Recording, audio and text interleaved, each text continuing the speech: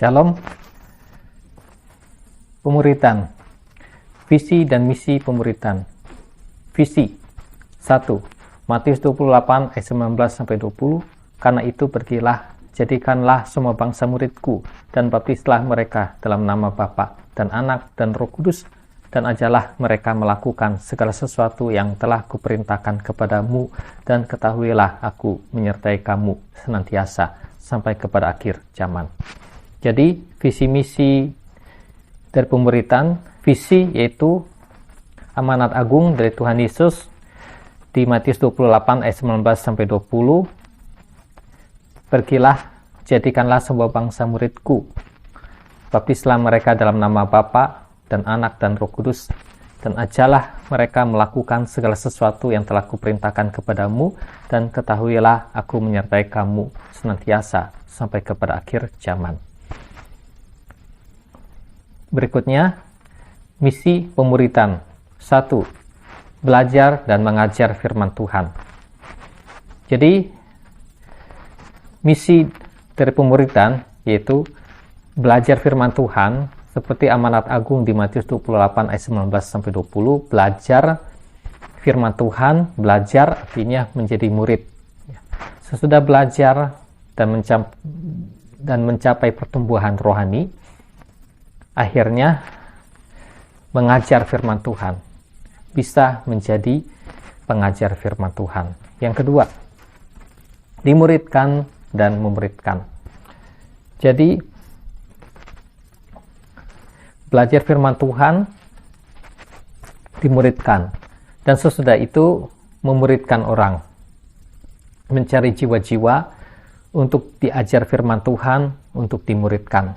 Seperti Tuhan Yesus memuridkan murid-muridnya, memuridkan 12 rasul, maupun memuridkan murid-murid yang lainnya. Yang ketiga, menjadi orang-orang pilihan. Misi yang ketiga yaitu menjadi orang-orang pilihan, atau menjadi orang-orang yang bertumbuh rohani, menjadi dewasa rohani, menjadi mempelai Tuhan Yesus di akhir zaman. Romawi 3, firman Tuhan. Ayat firman Tuhan nomor 1, Matius 5 ayat 48. Karena itu haruslah kamu sempurna, sama seperti Bapakmu yang di surga adalah sempurna. Jadi belajar firman Tuhan, bertumbuh rohani supaya menjadi sempurna. Seperti yang dikatakan oleh Tuhan Yesus dalam Matius 5 ayat 48, hendaklah kamu sempurna, sama seperti Bapakmu yang di surga adalah sempurna. Jadi Bapa yang di surga adalah sempurna, maka kita sebagai anak-anaknya, sebagai hamba-hambanya, harus menjadi sempurna. Seperti Bapa yang di surga, artinya hidupnya berkenan kepada Bapa yang di surga. Yang kedua, Matius 24 ayat 22.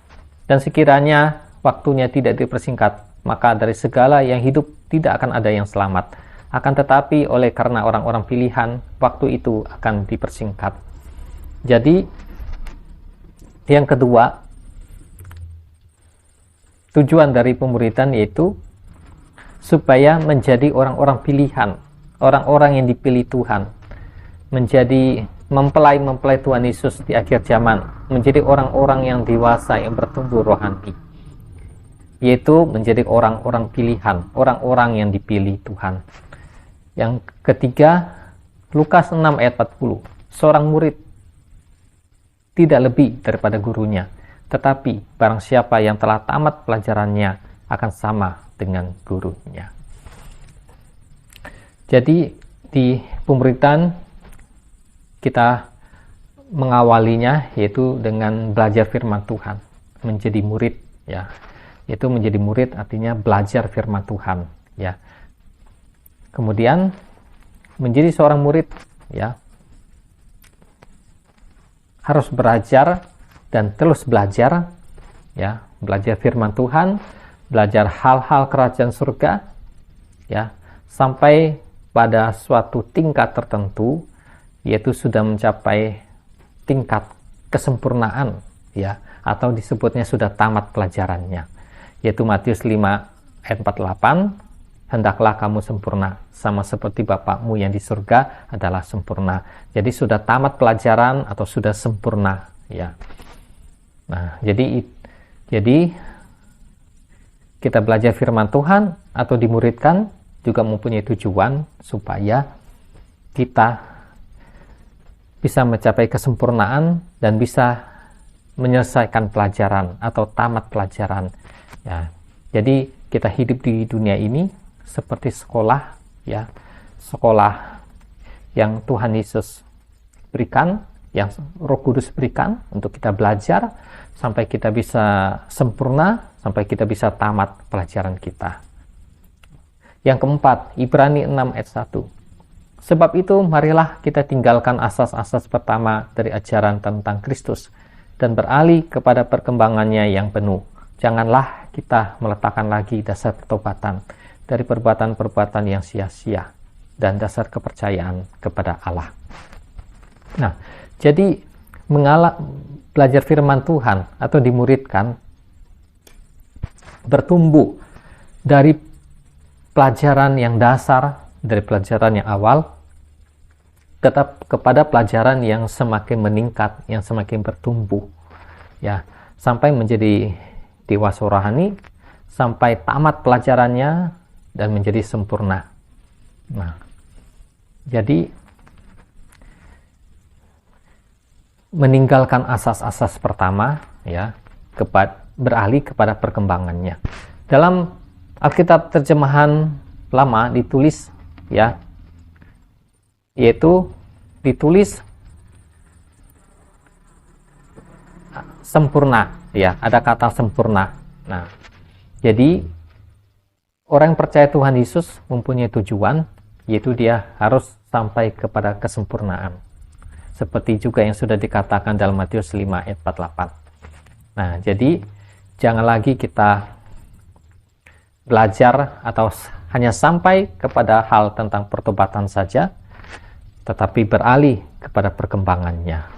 Jadi dari susu, ya, beralih kepada makanan keras atau menjadi dewasa rohani. Kemudian yang berikutnya, yang kelima, Wahyu 12 ayat 1. Maka tampaklah suatu tanda besar di langit. Seorang perempuan berserubungkan matahari dengan bulan di bawah kakinya dan sebuah mahkota dari 12 bintang di atas kepalanya.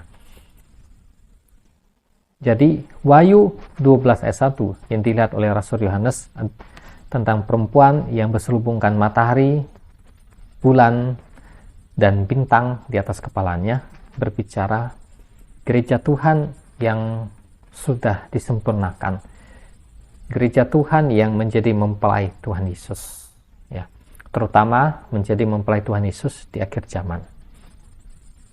Nah, artinya Wahyu 12 ayat 1, perempuan yang berselubungkan matahari, bulan, dan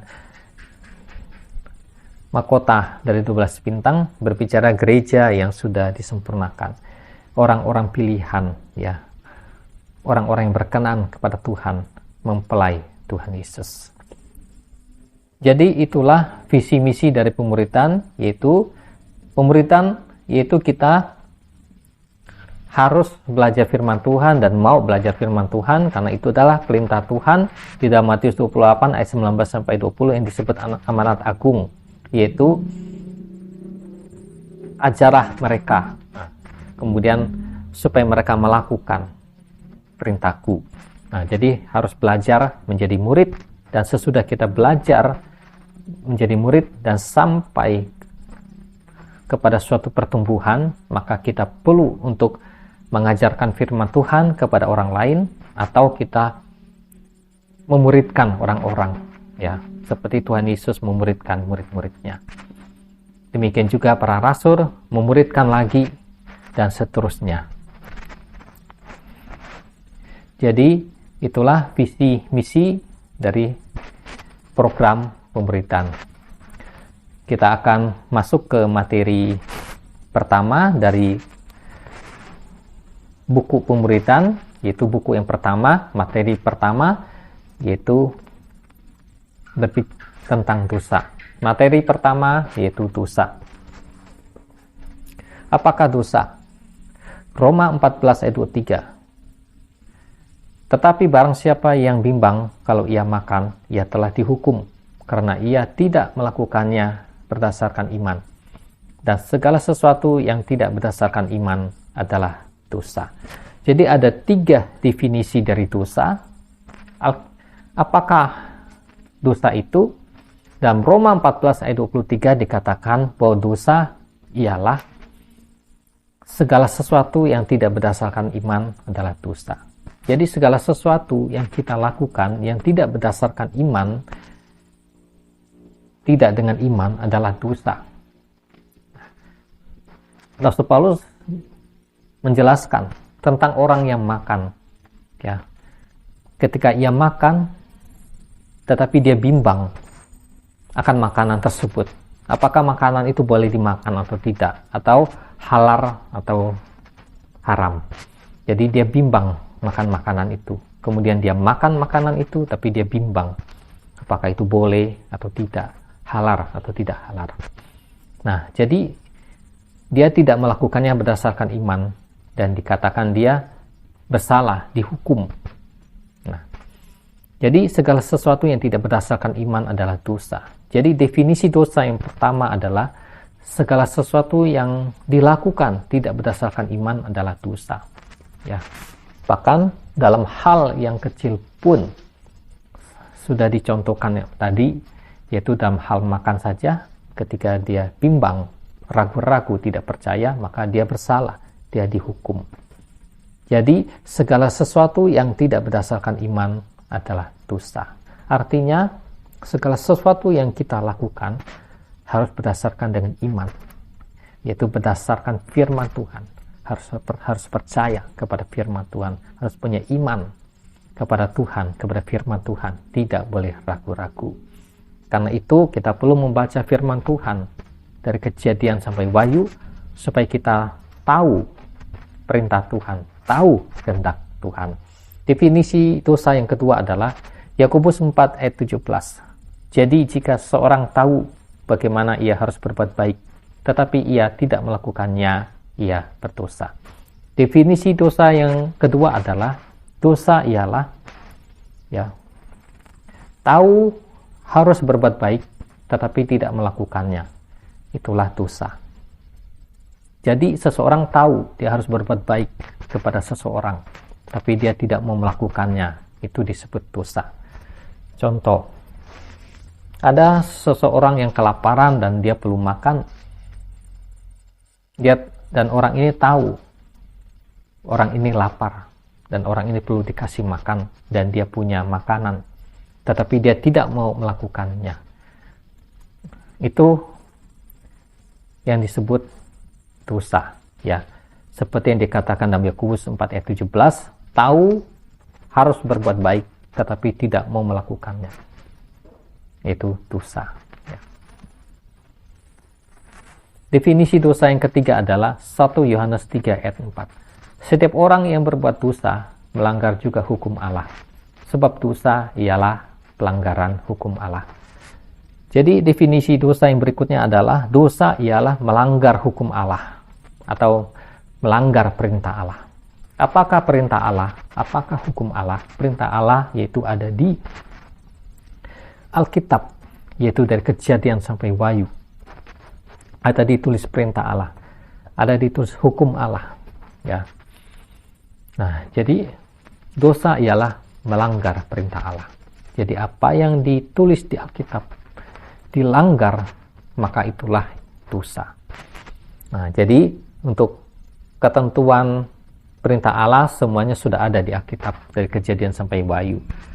Apabila kita melanggar perintah Allah, maka berbuat dosa, ya. Contoh,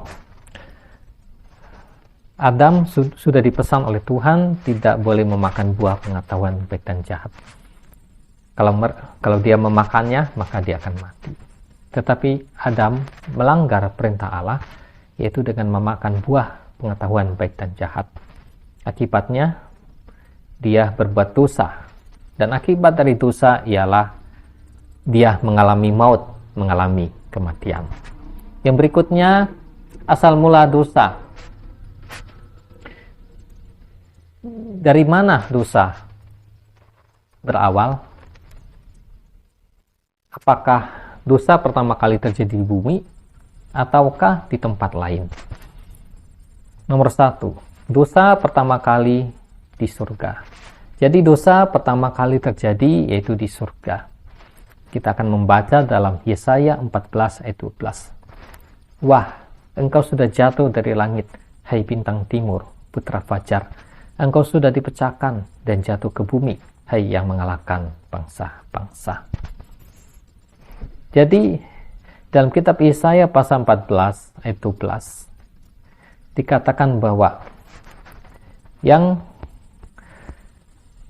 dosa pertama kali yaitu terjadi di surga, ya, dilakukan oleh Lucifer, ya, atau disebut bintang timur, putra fajar.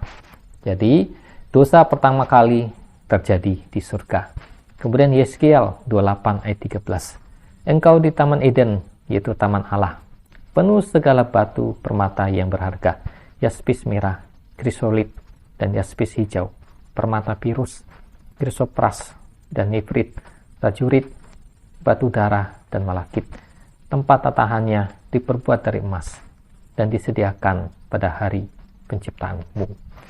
Nah, jadi sini berbicara tentang malaikat kerub yang Tuhan ciptakan, yang Tuhan tempatkan di taman Allah yang penuh dengan permata.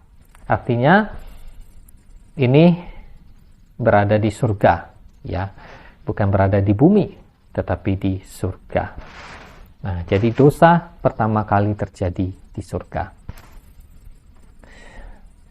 Kemudian yang nomor 2, siapakah yang pertama kali berbuat dosa? Ya. Alkitab mencatat yang pertama kali berbuat dosa ialah 1 Yohanes 3 ayat 8.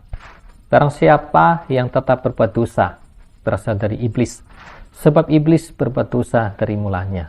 Untuk inilah anak Allah menyatakan dirinya, yaitu supaya ia membinasakan perbuatan-perbuatan iblis itu. Jadi yang pertama kali berbuat dosa, ya, adalah iblis, ya.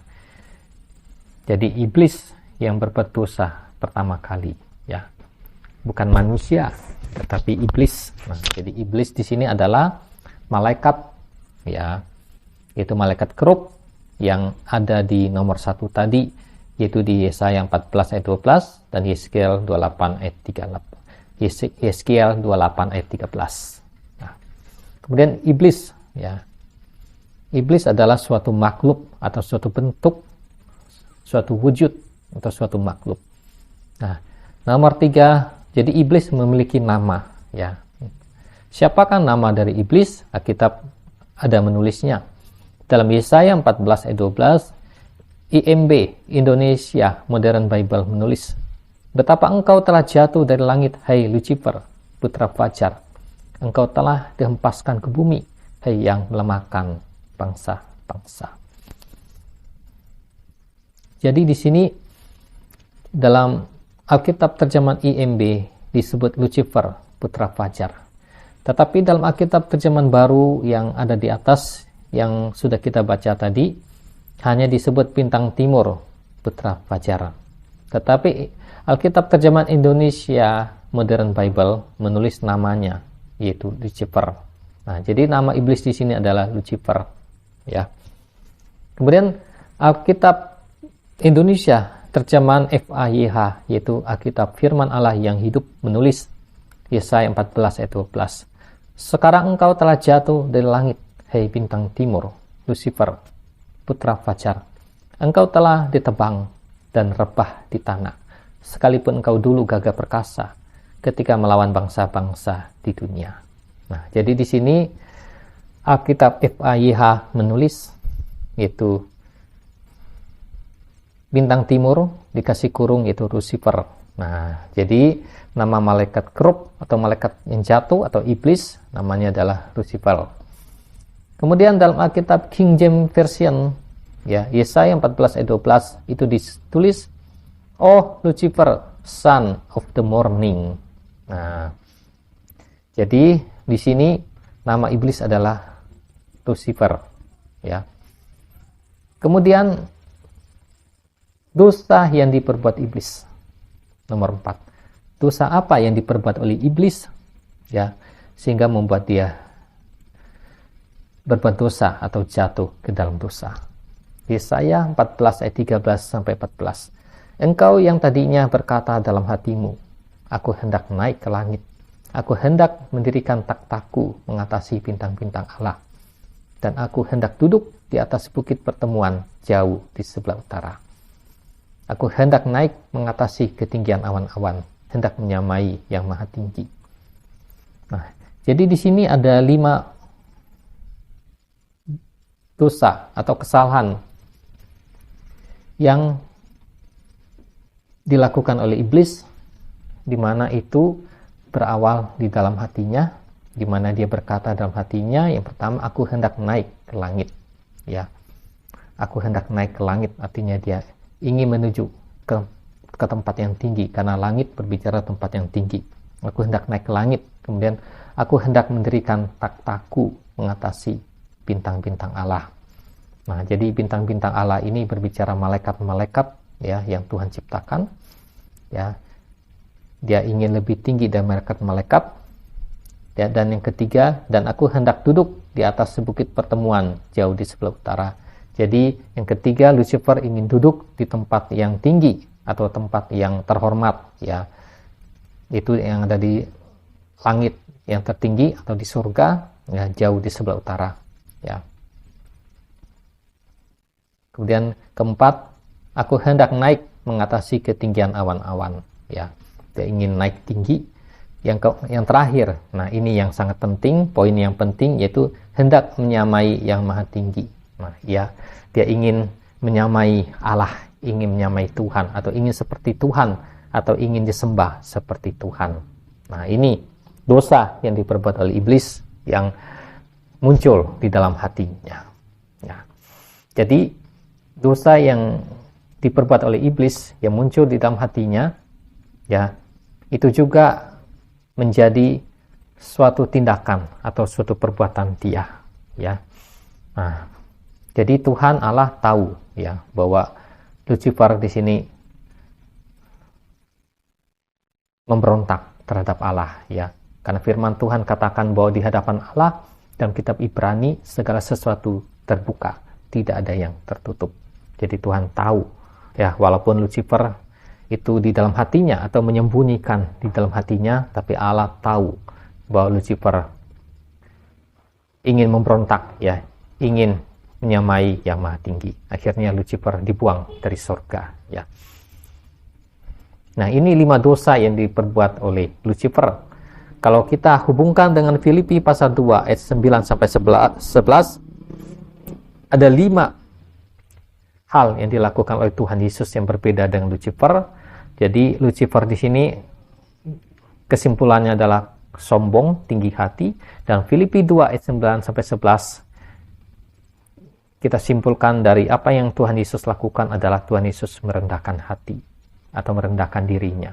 Jadi ada perbedaan antara sifat Lucifer dengan sifat Tuhan Yesus, bahwa Lucifer di sini sombong, meninggikan diri, tetapi Tuhan Yesus merendahkan diri menjadi hamba dan taat sampai mati di kayu salib. Jadi 5 dosa Lucifer, kesombongan. 5 yang dilakukan Tuhan Yesus ini berbicara adalah kerendahan hati, ketaatan dari Tuhan Yesus. Nah, jadi sangat berbeda, sangat bertolak belakang, ya. Jadi Tuhan Yesus ditinggikan oleh Allah, Lucifer diturunkan, dibuang, ya. Bahkan dilempar masuk ke dalam neraka. Nah, itu akan terjadi seperti yang dikatakan dalam kitab Wahyu yang pasal-pasal terakhir, bahwa naga atau Lucifer dilemparkan ke dalam lautan api dan bererang dan disiksa siang dan malam sampai selama-lamanya.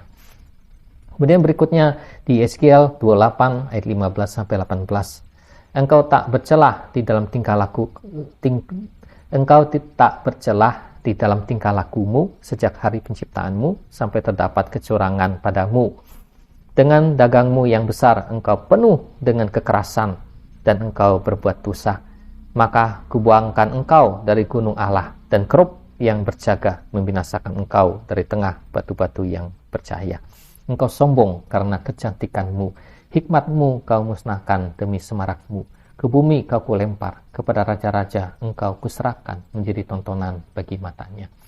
Dengan banyaknya kesalahanmu dan kecurangan dalam dagangmu, engkau melanggar kekudusan tempat kudusmu.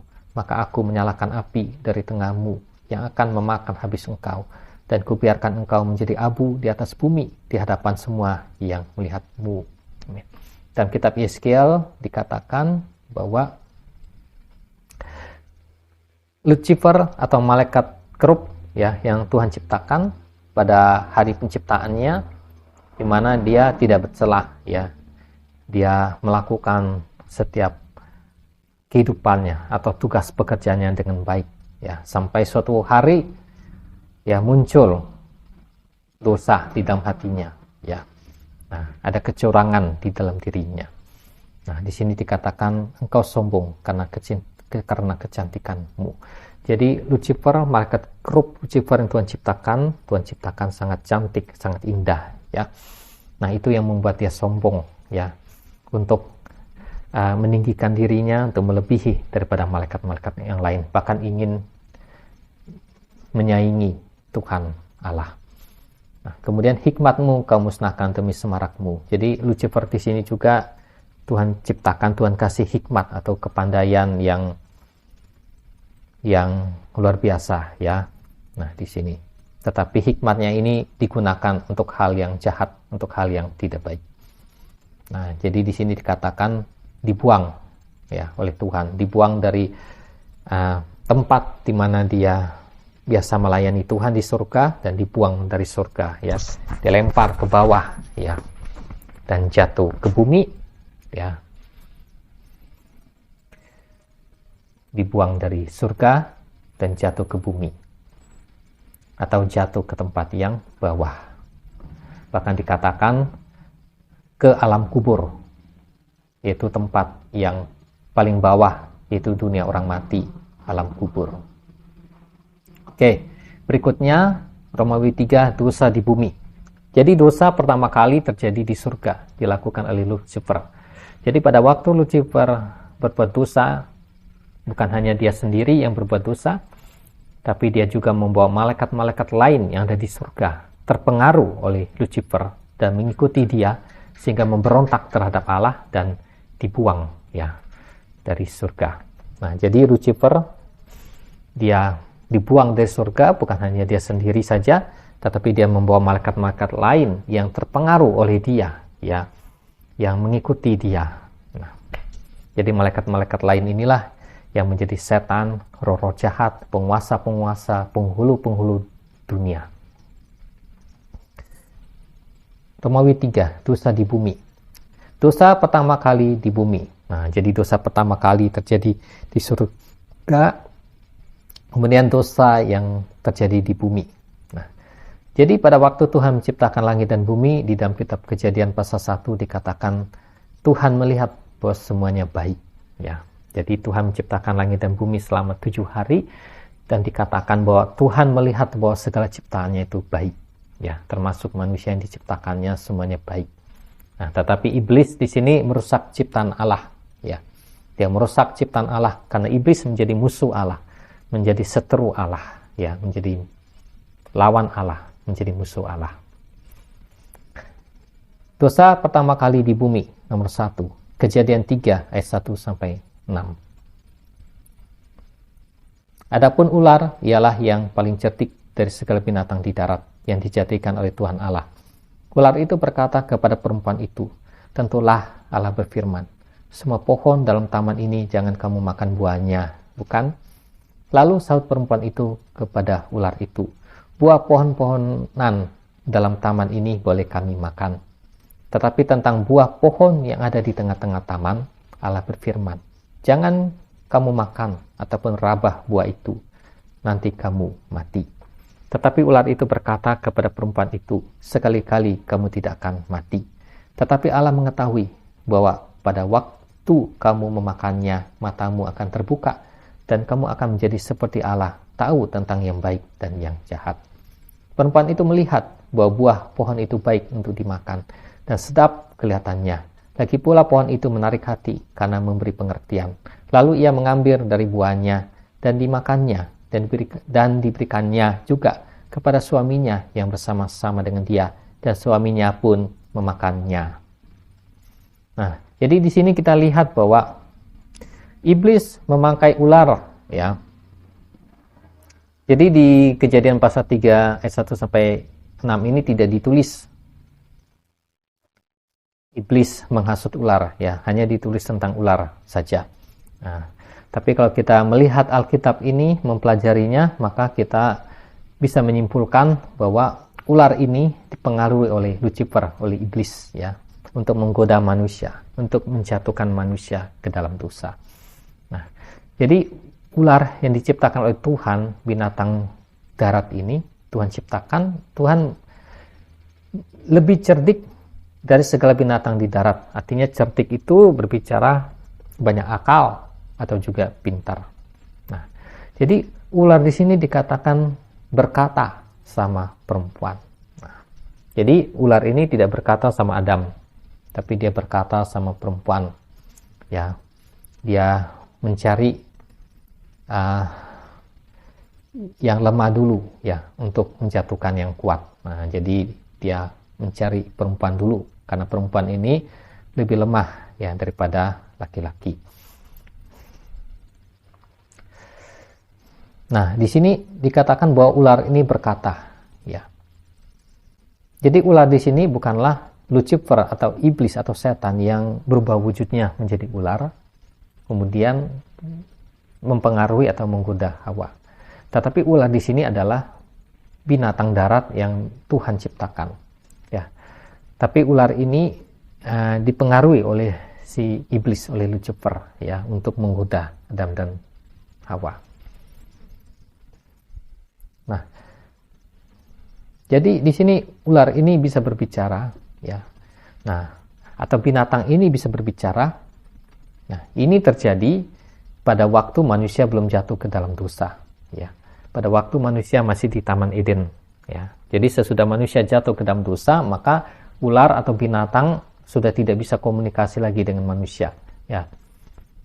Jadi pada waktu manusia belum jatuh ke dalam dosa, ya, waktu masih di Taman Eden, jadi binatang ini bisa ngomong, ya, dengan Adam dan Hawa, ya, seperti manusia ngomong dengan sesama manusia, ya, bisa, karena seperti yang dikatakan oleh Alkitab ini. Nah, kita juga bisa melihat di dalam Perjanjian Lama yang di dalam kitab-kitab lain, yaitu tentang Bileam, ya, dan keledainya, ya. Jadi pada waktu Bileam menunggang keledainya, ketika keledainya melihat ada malaikat yang membawa pedang, ya, keledainya itu, ya,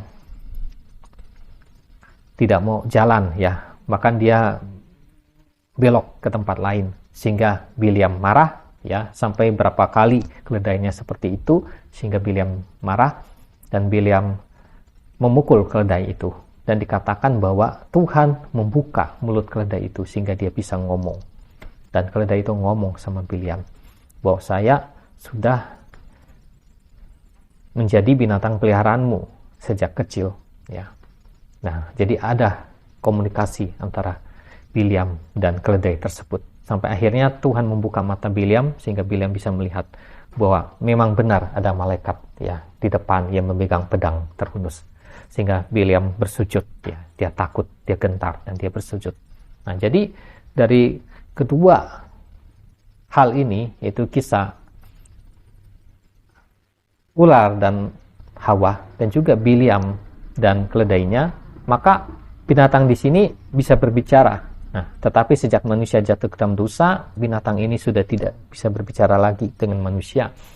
Ya, ya, mungkin, ya, sudah Tuhan tutup, ya, sehingga tidak bisa ngomong lagi, tidak bisa berkomunikasi lagi. Tetapi pada waktu manusia belum jatuh ke dalam dosa, pada waktu di Taman Eden, maka manusia bisa ngobrol dengan binatang.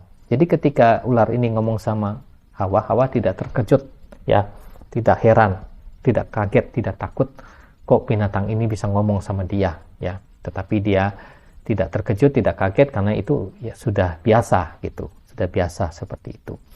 Nah, jadi di sini ya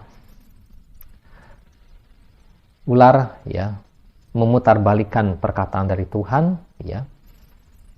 Akhirnya Hawa terpengaruh ya oleh perkataan ular tersebut dan mengambil buah pohon pengetahuan baik dan jahat yang dilarang Tuhan kepada Adam untuk dimakan, kemudian memakannya dan memberikannya kepada Adam untuk dimakan, dan Adam juga memakan buah tersebut. Nah, akhirnya mereka jatuh ke dalam dosa, ya, karena mereka melanggar perintah Tuhan, ya, di mana dikatakan tidak boleh memakan buah pengetahuan baik dan jahat, tetapi mereka memakannya. Nah, kemudian berikutnya Roma 5 ayat 15. Tetapi karunia Allah tidaklah sama dengan pelanggaran Adam. Sebab jika karena pelanggaran satu orang, semua orang telah jatuh di dalam kuasa maut, jauh lebih besar lagi kasih karunia Allah dan karunia-Nya yang dilimpahkannya atas semua orang karena satu orang, yaitu Yesus Kristus. Nah, jadi di sini kalau kita melihat dalam kisah Kejadian pasal 3 ayat 1 sampai 6, yang berbuat dosa atau berbuat salah dulu adalah perempuan, ya. Kemudian baru perempuan memberikan buah, ya, pengetahuan baik dan jahat kepada Adam, kemudian Adam memakannya. Tetapi di sini dalam Roma pasal 5 ayat 15 itu ditulisnya pelanggaran Adam, ya, karena ini menjadi tanggung jawab dari Adam untuk itu semua, maka disebutnya pelanggaran Adam, ya. Jadi Adam yang ditulis namanya, yang disebut, ya, yaitu pelanggaran Adam. Oke. Berikutnya Romawi 4, penyebab manusia jatuh ke dalam dosa. 3 hal yang menyebabkan manusia jatuh ke dalam dosa, ya. Apa yang menyebabkan manusia jatuh ke dalam dosa? Ada 3 hal. Yang pertama yaitu keinginan daging, ya. Kedua adalah keinginan mata, ya. Yang ketiga adalah keangkuhan hidup atau kesombongan, ya. 1 Yohanes 2 ayat 16. Sebab semua yang ada di dalam dunia, yaitu keinginan daging dan keinginan mata, serta keangkuhan hidup, bukanlah berasal dari Bapa, melainkan dari dunia. Nah, jadi yang membuat manusia jatuh ke dalam dosa, yaitu ada 3 hal, yaitu pertama adalah keinginan daging atau hawa nafsu, keinginan mata, ya, matanya melihat, ya. Kemudian keangkuhan hidup atau kesombongan. Inilah ketiga hal yang membuat manusia jatuh ke dalam dosa. Nah, kita akan melihat nomor 2 dalam kisah Hawa, ya, jatuh ke dalam dosa, yaitu Hawa dicobai dengan ketiga hal tersebut pada waktu di Taman Eden, ya. Nah, jadi Hawa jatuh ke dalam dosa yaitu ketiga hal ini, yaitu keinginan daging, keinginan mata, keangkuhan hidup atau kesombongan, ya. Kejadian 3 ayat 6. Perempuan itu melihat bahwa buah pohon itu baik untuk dimakan dan sedap kelihatannya. Lagi pula pohon itu menarik hati karena memberi pengertian. Lalu ia mengambil dari buahnya dan dimakannya, dan diberikannya juga kepada suaminya yang bersama-sama dengan dia, dan suaminya pun memakannya. Nah, jadi di sini kita melihat bahwa dikatakan perempuan itu melihat, ya. Jadi ular sudah menggoda, sudah, ya, memberikan kata-kata, ya, sudah mempengaruhi si perempuan. Nah, apa yang dilakukan oleh perempuan ini? Perempuan itu melihat. Nah, melihat artinya dengan mata, ya, matanya melihat bahwa buah pohon ini baik untuk dimakan dan sedap kelihatannya. Nah, jadi Hawa, perempuan, melihat buah yang ada pada pohon pengetahuan baik dan jahat, buahnya itu baik, bagus, atau kelihatannya sedap, enak gitu. Nah, jadi dengan mata, yang pertama keinginan mata, kemudian buahnya itu sedap, enak, ya, itu adalah keinginan daging, hawa nafsu. Nah, kemudian yang berikutnya, lagi pula pohon itu menarik hati karena memberi pengertian. Nah, ya, memberi pengertian. Karena tadi ular katakan, kalau kamu makan buahnya, kamu akan menjadi sama dengan Allah. Nah, jadi ingin seperti Allah, ya, berbicara ada suatu kesombongan, keangkuhan hidup, ya, ingin seperti Tuhan, ingin seperti Allah, ya, ingin menjadi besar, ingin menjadi tinggi, ya. Nah, itu berbicara keangkuhan hidup atau kesombongan, ya. Lagi pula pohon itu menarik hati karena memberi pengertian. Lalu ia mengambil dari buahnya dan dimakannya, dan diberikannya juga kepada suaminya yang bersama-sama dengan dia, dan suaminya pun memakannya. Amin. Nah, jadi di sini kita melihat, di sini ditulis bahwa suaminya bersama-sama dengan dia. Nah, ya, suaminya bersama-sama dengan dia, atau Adam bersama-sama dengan Hawa. Nah, jadi kalau kita melihat dari ayat ini dan sesuai dengan ayat ini, suaminya bersama-sama dengan dia, artinya suaminya ada di dekat dia. Tetapi suaminya tidak mencegah, ya, tidak menegurnya, tidak melarangnya, ya, tetapi membiarkannya. Bahkan ikut terlibat, yaitu dengan memakan buah pengetahuan baik dan jahat. Sehingga seperti yang sudah kita baca tadi di Roma 5 ayat 15, yaitu disebut pelanggaran Adam. Nah, jadi Adam yang disebut, ya, pelanggaran Adam. Nah, oke. Nah, berikutnya nomor 3. Yesus Kristus dicobai dengan ketiga hal tersebut pada waktu doa puasa di padang gurun. Nah, jadi seperti Adam dan Hawa sudah dicobai dengan ketiga hal ini, tetapi mereka gagal, mereka terjatuh, mereka berbuat dosa, atau mereka kalah, ya, sehingga iblis mengambil, ya, hak, ya, pemerintahan atas dunia ini, ya, dari tangan Adam, ya. Nah, sehingga iblis menguasai dunia ini, ya, sejak ketika Adam dan juga bersama Hawa jatuh ke dalam dosa. Nah, iblis mengambil kekuasaan, merebut, ya, kekuasaan yang Adam punya untuk memerintah dunia ini. Iblis mengambil alih sehingga iblis menguasai dunia ini. Nah, dalam 1 Yohanes pasal 5 dikatakan bahwa seluruh dunia dikuasai oleh si jahat, ya, dalam 1 Yohanes pasal 5. Nah, jadi kita akan melihat di sini bahwa Tuhan Yesus juga, ya, dicobai oleh iblis, ya, waktu di padang gurun dengan ketiga hal ini, yaitu di dalam Matius 4 ayat 1 sampai 11, Lukas 4 ayat 1 sampai 13, yaitu Tuhan Yesus dicobai dengan makanan, ya. Nah, jadi Tuhan Yesus puasa 40 hari, ya, tidak makan dan juga tidak minum, ya, tidak makan dan tidak minum. Nah, jadi iblis mencobai Tuhan Yesus, ya, dalam hal makanan. Nah, kalau hal makanan berbicara keinginan daging atau hawa nafsu, ya. Iblis menggoda Tuhan Yesus, ya, supaya Tuhan Yesus makan, ya.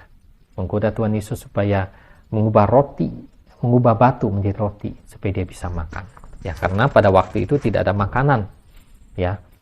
Jadi supaya bisa makan, iblis memberikan suatu ide, suatu nasihat, ya. Iblis menggoda Tuhan Yesus, yaitu supaya Tuhan Yesus memakai kuasanya, otoritasnya untuk mengubah batu menjadi roti supaya dia bisa makan, supaya dia bisa kenyang, ya, supaya dia tidak lapar. Nah, tetapi Tuhan Yesus berkata dengan firman Tuhan bahwa manusia hidup bukan dari roti saja, tetapi dari setiap firman yang keluar dari mulut Allah. Kemudian iblis membawa,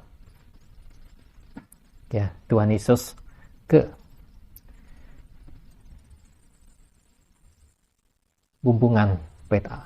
Kemudian iblis membawa Tuhan Yesus ke gunung yang tinggi, ya, dan memperlihatkan segala kerajaan dunia dengan kekuasaannya, dengan kemuliaannya. Dan iblis berkata, semuanya akan diberikan kepada engkau kalau engkau menyembah aku. Nah, jadi Tuhan Yesus dicobai yang kedua itu dengan keinginan mata. Jadi Tuhan Yesus melihat segala kerajaan dengan kekayaan, ya, seperti emas, permata, batu-batu berharga, dengan kemudian dihormati orang sebagai raja, ya.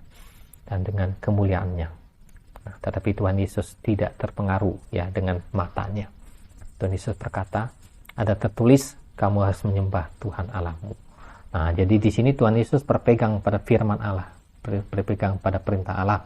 Tidak seperti Adam dan Hawa yang tidak berpegang kepada perkataan Tuhan, yang berkata, jangan makan buah pengetahuan baik dan jahat, pada waktu kamu memakannya akan mati. Nah, tetapi Adam dan Hawa tidak berpegang kepada perkataan Allah. Ya. Tetapi kalau kita lihat di sini, Tuhan Yesus berpegang sama perkataan Allah, sama firman Allah. Ya. Dan dia ucapkan itu firman, dia perkatakan itu firman kepada iblis. Ya. Kemudian yang ketiga, Tuhan Yesus ya dibawa kepada bumbungan bait Allah dan disuruh untuk menjatuhkan dirinya. Kalau engkau anak-anak Allah, jatuhkanlah dirimu, karena ada tertulis bahwa malaikat-malaikat akan menatang tangannya supaya kakimu jangan terantuk kepada batu. Nah, jadi iblis di sini pintar untuk memakai firman Tuhan. Iblis memanipulasi firman Tuhan yang kelihatannya rohani, tetapi itu adalah hal yang salah, hal yang sesat ya, yang bisa mencelakakan. Tetapi Tuhan Yesus penuh dengan firman, penuh dengan Roh Kudus, dan Tuhan Yesus tahu itu adalah firman yang dimanipulasi, firman yang tidak tepat, yang tidak sesuai. Nah, jadi Tuhan Yesus tidak terpengaruh ya untuk menyombongkan dirinya. Ya, Tuhan Yesus kalau terpengaruh, Tuhan Yesus berkata, ya, saya memang anak Allah, saya punya kuasa, dan dia terjun itu dari bait Allah ya. Nah, untuk membuktikan bahwa dia anak Allah, dia punya kuasa. Nah, tapi Tuhan Yesus tidak mau. Artinya Tuhan Yesus bisa mengalahkan kesombongan atau keangkuhan hidup. Nah, jadi ketiga hal ini, keinginan daging, keinginan mata, keangkuhan hidup atau kesombongan, ini ada pada diri manusia, ya, ada pada diri manusia, ada pada keturunan Adam dan Hawa, dan ini perlu dimatikan, ya, keinginan daging perlu dimatikan, perlu disalibkan, sehingga Tuhan Yesus yang hidup, yang nyata di dalam diri kita. Nah, jadi di sini Tuhan Yesus bisa menang atas ketiga hal ini, yaitu keinginan daging, keinginan mata, keangkuhan hidup atau kesombongan, yang perlu kita teladani, yang perlu kita ikuti. Kemudian akibat dosa. Jadi ketika Adam dan Hawa berbuat dosa, apakah akibatnya? Kejadian 3 ayat 14 sampai 19. Lalu berfirmanlah Tuhan Allah kepada ular itu, karena engkau berbuat demikian, terkutuklah engkau di antara segala ternak dan di antara segala binatang hutan. Dengan perutmu lah engkau akan menjalar, dan debu tanah lah akan kau makan seumur hidupmu. Aku akan mengadakan permusuhan antara engkau dan perempuan ini, antara keturunanmu dan keturunannya. Keturunannya akan meremukkan kepalamu, dan kau akan meremukkan tumitnya. Firman-Nya kepada perempuan itu, susah payahmu waktu mengandung akan kubuat sangat banyak. Dengan kesakitan engkau akan melahirkan anakmu, namun engkau akan berahi kepada suamimu, dan ia akan berkuasa atasmu. Lalu firman-Nya kepada manusia itu, karena engkau mendengarkan perkataan istrimu dan memakan dari buah pohon yang telah kuperintahkan kepadamu, jangan makan daripadanya, maka terkutuklah tanah karena engkau. Dengan bersusah payah engkau akan mencari rezekimu dari tanah seumur hidupmu. Semak turi dan rumput turi yang akan dihasilkannya bagimu, dan tumbuh-tumbuhan di padang akan menjadi makananmu. Dengan berpeluh engkau akan mencari makananmu, sampai engkau kembali lagi menjadi tanah, karena dari situlah engkau diambil, sebab engkau debu, dan engkau akan kembali menjadi debu. Nah, jadi akibat dari dosa, waktu Lucifer berbuat dosa di surga, maka dia dibuang dari surga, dan dia menjadi iblis, menjadi setan, ya. Dia menjadi makhluk yang seram, yang menakutkan, ya.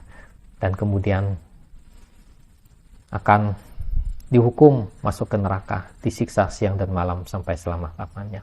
Nah, jadi setiap dosa yang diperbuat oleh makhluk ciptaan Allah, baik itu malaikat maupun manusia, ya, artinya melanggar perintah Allah, maka akan ada hukumannya, akan ada akibatnya, ya. Nah, jadi di sini ular berbuat dosa, ya, melanggar perintah Allah. Ya, ular di sini mencobai manusia, ya. Ya, dia berbuat kesalahan, berbuat dosa, ya, melanggar perintah Allah, ya, berbuat dosa pokoknya, ya, mencobai manusia, maka supaya manusia berbuat dosa. Nah, jadi di sini ular bersalah, ya, atau berbuat dosa. Nah, akibatnya di sini ular dikutuk, ya, sehingga dia, ya, harus berjalan dengan perutnya. Nah, jadi kalau kita melihat di sini pada zaman Adam dan Hawa di Taman Eden, ular ini mempunyai kaki, ya, untuk dia berjalan. Tetapi ketika dia menggoda Adam dan Hawa atau berbuat jahat, ya, nah, dia dikutuk, ya, sehingga dia tidak punya kaki lagi untuk berjalan dan dia perlu berjalan dengan perutnya, ya. Dan ini bukan hanya untuk ular ini saja, tetapi sampai kepada keturunannya. Nah, sehingga keturunan ular sampai pada hari ini itu berjalan dengan perut, ya, menjalar akibat yang dilakukan oleh ular ini, ya. Nah, jadi ular di sini adalah binatang, ya, bukan Lucifer atau iblis, ya, terpisah, ya. Nah, cuma Lucifer atau iblis mempengaruhi ular ini, ya, memakai ular ini. Karena ular ini cerdik, maka Lucifer pakai ular ini untuk menipu manusia atau menggoda manusia. Nah, jadi kita lihat di sini bahwa iblis itu memakai makhluk yang cerdik kayak ular ini, ya. Ya, iblis tidak pakai makhluk yang bodoh, ya, seperti unta, seperti keledai atau binatang-binatang yang lain, tapi dia pakai binatang yang cerdik, ya, karena dengan kecerdikannya ini atau kepandaiannya bisa digunakan, ya, bisa ditunggangi, bisa dipakai oleh iblis sebagai alatnya, ya. Tapi kalau yang bodoh itu tidak bisa, ya. Nah, jadi dia pakai yang cerdik. Nah, selain cerdik, nah, ular ini memiliki sifat yang tidak baik, ya, jadi bisa dipakai, ya. Tapi seandainya kalau cerdik dan baik, ya, tidak bisa dipakai. Nah, tapi kalau cerdik tetapi punya sifat atau hati yang tidak baik atau jahat, nah, itu bisa dipakai oleh iblis sebagai alatnya iblis. Nah, ular dihukum sehingga dia harus berjalan dengan perutnya dan dikatakan debu tanah lah akan kau makan seumur hidupnya, akan makan dari debu tanah, ya. Nah, dihukum oleh Tuhan, ya, karena berbuat jahat atau berbuat dosa, ya, melawan Tuhan, ya, menggoda manusia supaya manusia berbuat dosa.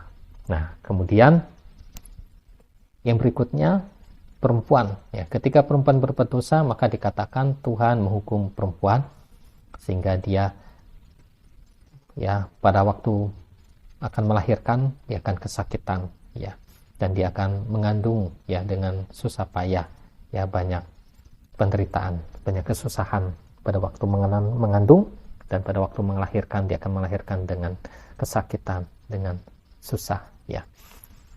Nah, ya. Kemudian yang berikutnya hukuman kepada Adam, itu Adam akan mencari rezekinya dengan susah payah seumur hidupnya, ya. Nah, jadi dia harus melawan hal-hal dunia ini, ya, hukum-hukum dunia ini untuk mencari rezekinya dengan berjuang dengan susah payah, ya.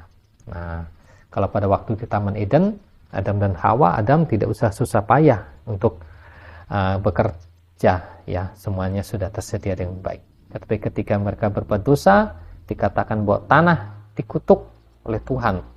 Nah, dunia ini mengalami suatu perubahan, ya, yang dari berkat yang Tuhan ciptakan seperti di Taman Eden menjadi ada hukuman atau ada kutuk, ya, sehingga membuat kesusahan dalam bekerja, ya, kesusahan dalam mencari rezeki.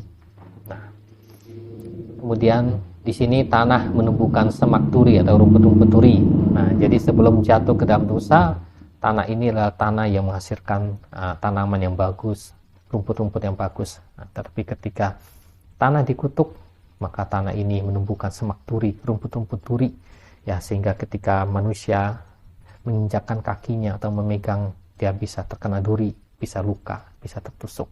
Nah, itu akibat dari ketika manusia berbuat dosa, maka tanah dikutuk, ya.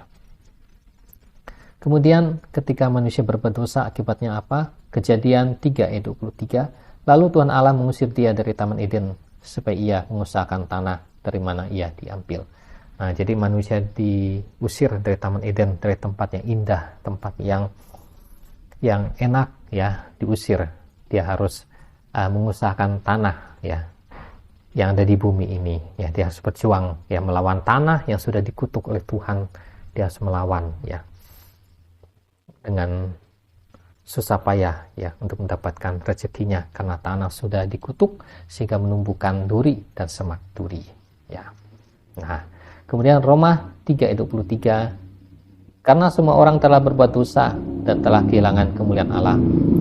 Jadi ketika manusia berbuat dosa, makan buah pengetahuan baik dan jahat, melanggar perintah Allah, maka dikatakan manusia kehilangan kemuliaan Allah.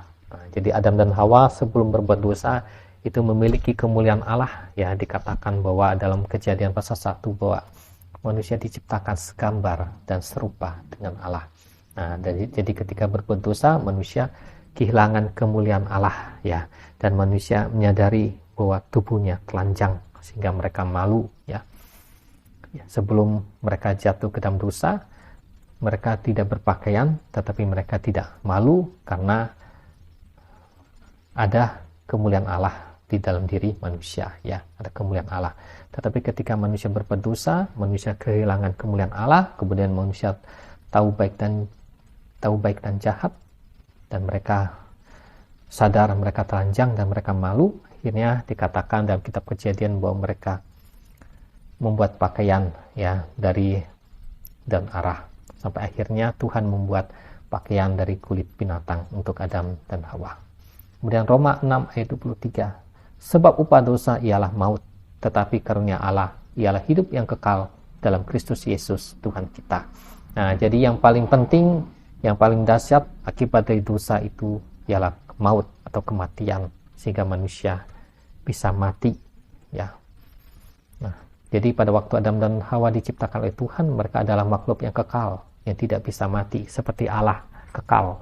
Demikian juga Adam dan Hawa, mereka kekal, ya, tidak bisa mati, tidak bisa tua, tidak bisa mati, ya, tidak bisa loyo, lemas, nah, tapi badannya kuat karena ada kemuliaan Allah. Tetapi ketika mereka berbuat dosa, maka kemuliaan Allah pergi dan maut masuk ke dalam dunia, maut masuk ke dalam tubuhnya, sehingga tubuhnya mengalami kerusakan, ya, mengakibatkan kematian. Nah, jadi yang paling ngeri, yang paling penting yaitu maut, kematian, ya. Upah dosa ialah maut, tetapi karunia Allah ialah hidup yang kekal dalam Kristus Yesus Tuhan kita. Demikian untuk materi pemuritan, materi yang pertama. Tuhan Yesus memberkati. Amin.